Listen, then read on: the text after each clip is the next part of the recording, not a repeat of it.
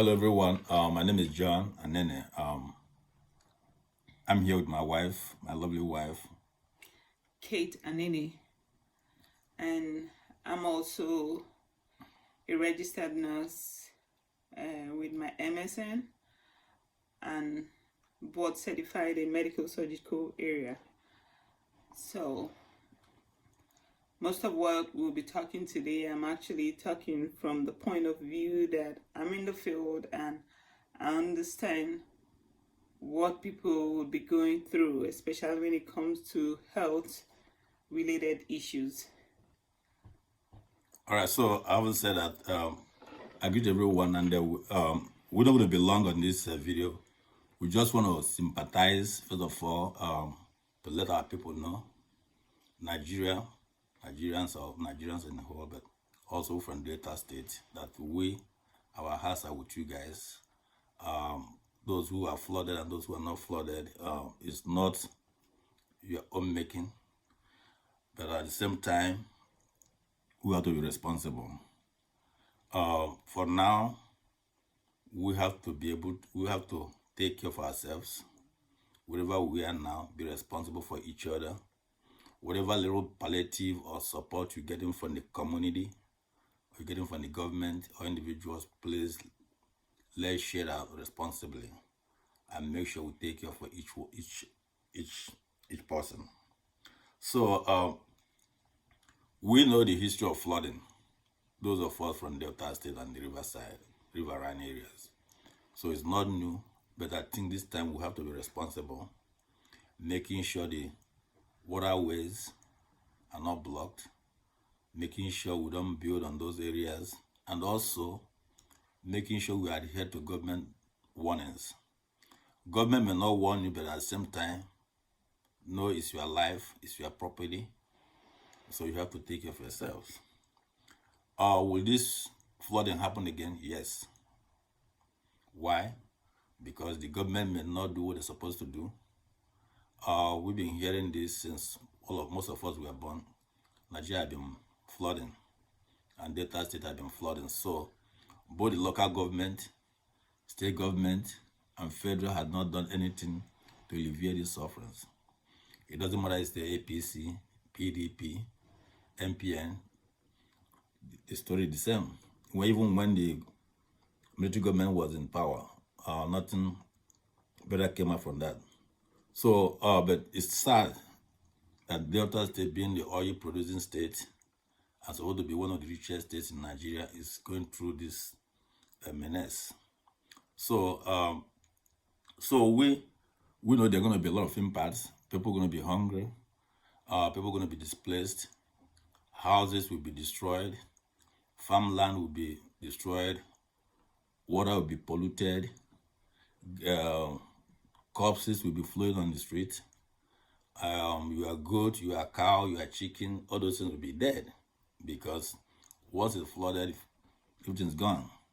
So we're going to rebuild, but at the same time, we're hoping the federal government and the philanthropic Nigerians and the world as a whole will come to our aid to assist.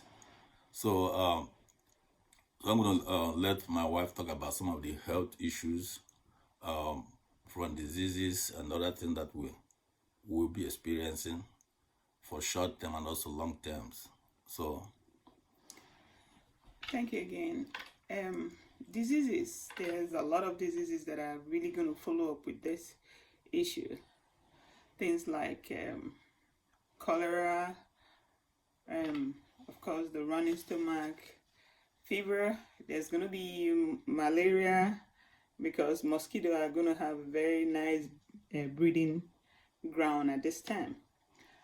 And some of the little advice I will give at this time is please and please, if you can and you should, boil the water that you drink. Boil the water, let it cool down before you drink this water. When you're cooking, use boiled water to cook.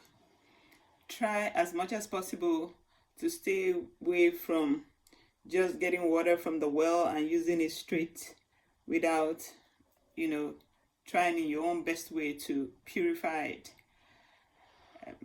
Malaria, try as much as possible those waterlogged areas that you can avoid, or you can make a way for the water to flow. Try to do that.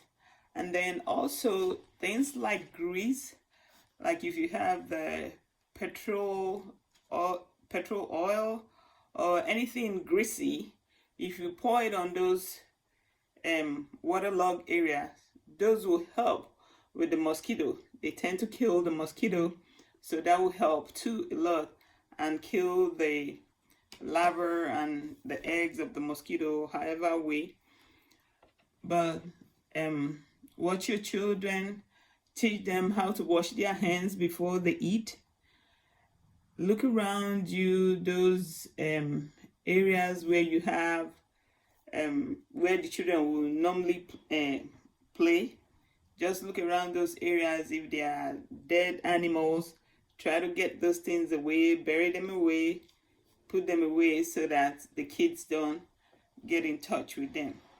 There's going to be illness. The biggest one, like I still say, is boiling your water.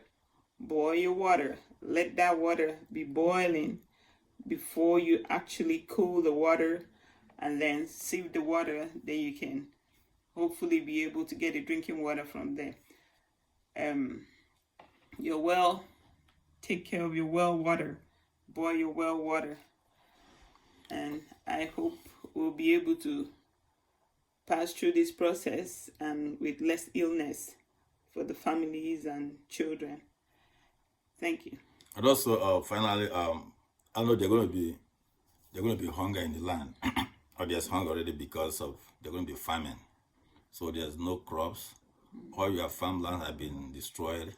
All your crops, all your garri, beans, whatever you have at home now, all destroyed. So there'll be tendency or temptation to, when you see fish that was swept away, to eat it, or dead goat or dead or whatever. Please, no, people will say, oh well, no, do not, because those food items are polluted already. Contaminated with other sorts of bacteria. So yeah, so please, I know it's going to be, depending how we manage it, it may be a long process and also may be a short process. If the water recedes quickly and if the government comes to aid, then life may become normal easily. But if not, it's going to be a long run.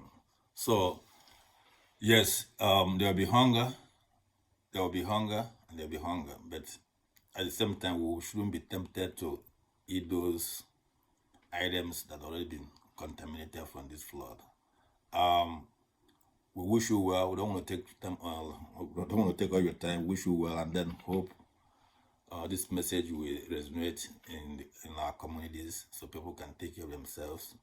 And we hope our government, both local, state, and federal, and the world community will come to our aid to help our people to alleviate this suffering. Thank you very much, and have a blessed day. Do you have any other word? No, thank you, and God bless. Thank you.